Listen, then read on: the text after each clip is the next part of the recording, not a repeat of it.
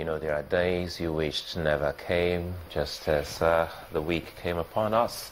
Also talking about the big boss, Stephen Keshi, joining us to talk about his times here with us as Kayode Tijani, sports analyst and a friend and a family, a friend of the family of the Keshis.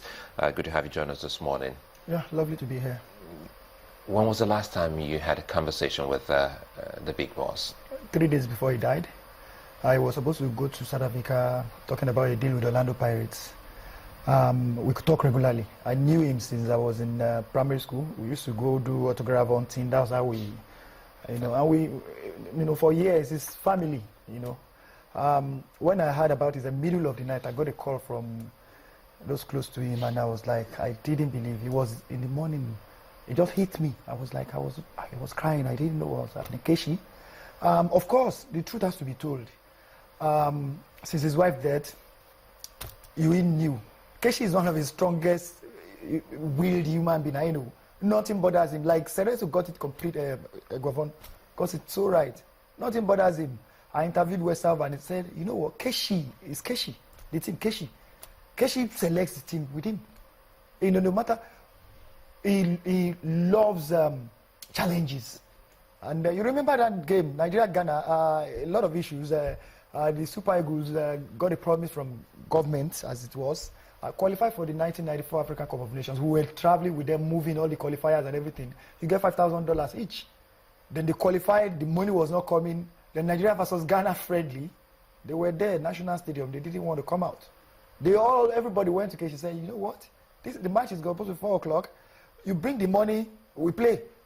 Until they brought the money. And it's now like, if you could get all this big money in 2 hours, what happened to 2 months and all? And decide, like Cerezo said, you might not like, I'm very close, I'm one of the closest persons to Keshi, everybody knows. But I've had my challenges with him. I once wrote something about him and Neo Dati Lampe, about how he got him out of Nigeria, a lot of stories. We saw at an occasion, and he was shouting and I was screaming back. Paul Bassi, Honorable Rabo, Michele, they're all there. Like, what's happening here? Because, there's a way he operates, but he's a lovely human being. Let's talk about how the journey of so many Nigerians and even Africans, West Africans, started by moving out of the shores to play active soccer, professional soccer in Europe. Cote d'Ivoire first. Yes, he went to Cote d'Ivoire before he left. Nigeria Bank was the team then. They were winning, beating everybody, won Wafu and all. So, Keshi, Eboegbe, Mokaro, Erinwosu, suspended, because they didn't report to camp in time. The others didn't know what to do. Keshi is Keshi. Keshi is a very interesting human being. Cote d'Ivoire, it was there, played from there. The first ever Nigerians, Chief Odegbami used to tell us all the time. He said that is a pioneer. So it's right to follow the Pathfinder. Pathfinder, that's what Shegun Odegbami used to say. The one who moved, and it's Shegun Odegbami during time. We all know who Shegun is. But moving out, Keshi, Strasbourg, France, Anderlecht then was, your Barcelona, Real Madrid put together. In Nigeria, I'm playing regularly. I was still watching yesterday because I was putting his archive together. The final of the, Keshi is larger than life. Lovely human being inside, but he does whatever he wants to. Everyone just, sums it up. He's that kind of a person. So how true is the story that he actually brought some of these players into his home for the time being, for them before they settle down in No, it's in Belgium? more than that. He helps. Keshi helps. Keshi wants players to grow. I remember an episode, but it's just that if you are a stubborn player like him, you're going to have problems with him. I remember Senegal 92. Friday was your Okocha then. So he now told me, say, your brother, I just saw your brother now. What's his problem? I said, what happened again? Because Friday is very strong too. Very lovely guy. So, when you occasionally meet people like that, it's tough. He said, do you know what he told me in the lift? I said, what? He said, Friday, can you calm down and let's give you a jersey? It was before the Ghana game. Friday told him to, then Friday didn't start. He didn't even play. As a national team, this is Joseph Yobo. He knows. If he's watching this, he knows. Joseph Yobo had a problem with Keshi, and Keshi said, you are not going to this World Cup 2014. We were coming, his agents, his managers, his family were coming. And I told him, I said, you are going to reach 100 caps. Can you calm down? This guy is not going to take you. He will not take you. So he was resolved, and he went to the World Cup. He got his 100 caps. He was captain. We were supposed to celebrate Yobo at the World Cup. This is the 100th cap. FIFA told us, no, it's not done. There's no ceremonies. You can't do it. We have our own rules and regulations. So luckily it's been done. For Keshi, what happened was simple. We were really angry with him when his wife died. Because we thought on second thought, it was wrong. We thought we were close enough to him to have let us know his wife has been battling with cancer for some time.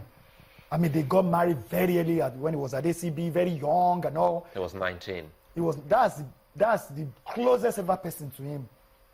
And that's where it comes to a lot. Because when Keshi was coach of the Eagles, he had a lot of problem with the NFF. Some of his friends, very close friends too, they were going on TV talking about him, saying some things. And he used to tell me, these are people who I help regularly. But that's life. He could take anything. He could take on NFF. He could take on the world. But immediately his wife died. Everything changed. He became so... I call him in the US. He calls me middle of the night and what about your children? He doesn't want to talk about the wife or the children. It just kills him inside. Unfortunately, as at that time, he didn't have anything he was doing. He was no longer Super Eagles coach. It was a big problem for him. Big problem. It's not about the money. The lady died and he didn't know what to do with himself. That's the person you talk to. It's a normal thing when somebody loses a wife or a spouse. Is it right to say that I think he was left in the cold by the nation of family and friends who should have helped him? Because if it's a known fact that he was really, really touched by the passing of the wife, then ordinarily help would have well, he got a lot of calls. I have, we can't name names. I have about 5 people who Keshi don't see eye to eye with anymore. Close friends, some in different areas. We used to talk, we were talking days ago, and I'm so happy I was able to talk to him when, that to make peace with him. People were calling him, but again, life, everybody's got their problems. Immediately, some months after the wife's death, he was not getting any call from most people. We thought, she would know what he was going through. He was so lonely, and he would tell me, I'm like, well, I'm not, you are far older than me, you are more experienced about life. How do we deal with this? He was so lonely, and, Keshi had helped people. He's always there. So he never thought this could happen, and everybody, well, not everybody, a lot of people abandoned him. With the NFF, he was not that close to them, but I love their reaction. We have to say that for them. The Nigeria Football Federation have, quick reaction. The minister is talking about named after him and all. I don't know. I'm not sure. I was screaming every year for 26 years for Samuel Okaraji's family. The first time ever, I repeat, that Samuel Okaraji's mom got any call from the Nigerian government, got any call from the NFA or NFF or National Sports Commission or whoever, was 26 years, this last one. After Okaraji's death, he died playing for Nigeria. That's even the ultimate sacrifice. What more can you talk about again? The family was not even talking about money. It's like, can you recognize that this guy died for Nigeria? So most times now, I go on TV and talk about this young lady, I'm not dedicated. I've told myself, shut up, stop talking rubbish, because at the end of the day, they saw what happened. I went to Muda Lawal's burial site. It was a dump yard. I can continue with all these players. At the end of the day, you want to honor them after they die. Yeah, but what about when they were alive? And how is it done abroad? We were talking to one of the former players of the Super Eagles weeks before the sad news. And he talked about how some of them came out with their heart to serve the country in the area of playing for the nation. He said also that there are a few others who are there for whatever they'll get, but there are a few who have come out with their heart. What should be done to encourage, especially those ones who are there to play for the glory of the nation? You won't know which one. It's tough to pick out the example. But it's blanket. Yes. It's very simple. It's like people believe that Nigeria is doing these players a favor. Let me give you a good example, which you will agree completely with me. Nigeria won the Olympic Games football gold. And on that day and weeks and months later, everywhere stopped. The first time ever in Africa's history that an African team is going to be winning the Olympic Games gold in football. You know what? No matter what money the government budgets for PR, you can achieve 10% of the impact. Nobody was talking about, for months after, nobody was talking about Nigeria, thieves, corruption, this and that, security problem. No. Nigeria was in the news, huge. Nigeria was his name. Everybody was talking about. Chairman, one jump, gold, huge. Government, you see, it's very simple. Nigeria, I've had a lot of argument with you, but they're like, come on, stop all this rubbish. These players, I didn't know, we have soldiers, we have people working in Nigeria, we have a journalist, we have this and that. I said, it's simple, listen. Can you give them what they deserve? And I've asked this question with all the authorities over and over again. What about insurance? They were giving the NFF, I was young, I was following that West South thing throughout. And like $10,000 each for a match you won.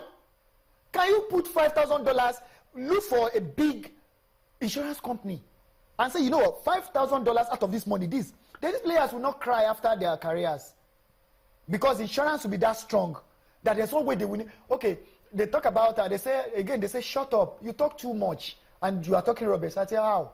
They say, do they, do all these things abroad? And I say, you are getting it wrong.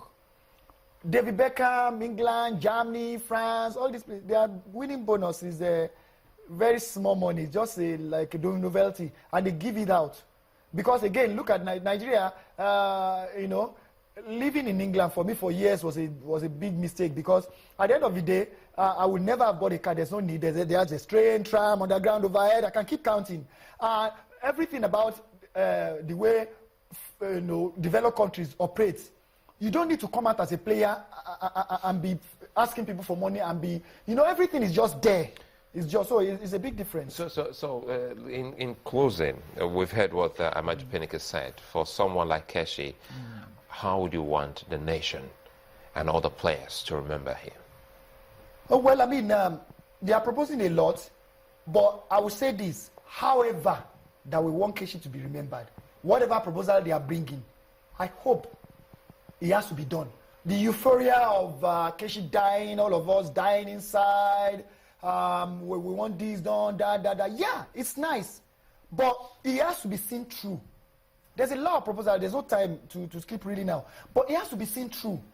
And I keep saying it again. Please, Samuel Okaraji died for Nigeria. And in closing, like you said, Samuel Okaraji, in bringing it up again, signed a very wrong deal because of his patriotism. He was talking about it now. That if he plays outside of the United States and Europe, if anything happens to him, the insurance is null and void.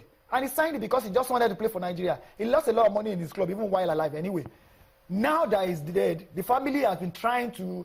I keep saying, you will lose this case. I told his brother. He signed. So which was wrong. Now the country doesn't even remember Samuel Okaraji, who paid the ultimate price. Keshi is like your Van Beckenbauer in Germany, your Maradona, you're everything. This guy has achieved everything. 66 games and 10 goals, 5 Nations Cups, captain from 1983 till 1994. I can go on about Keshi. As a coach, he achieved. People are talking about West Ham being the best. Win what? It took West Ham 5 years to win the Nations Cup and qualify for the World Cup. It took Keshi 2. That's how big this guy is for us. Well, we'll still be about this and wait for news about his funeral rites from the family. Nigeria is still mourning the death of the one known as the Big Boss, Stephen Keshi. Many thanks, Kayode Tijani, for speaking with us here on the program. Let's wrap on the show for today as well as the week. Many thanks for being such nice company. I'm Sulaiman Alede. I'm Neo Tariq, and I know some who are wondering what happened to Chamberlain. He had to step out for something. He's okay. See you again tomorrow, next week.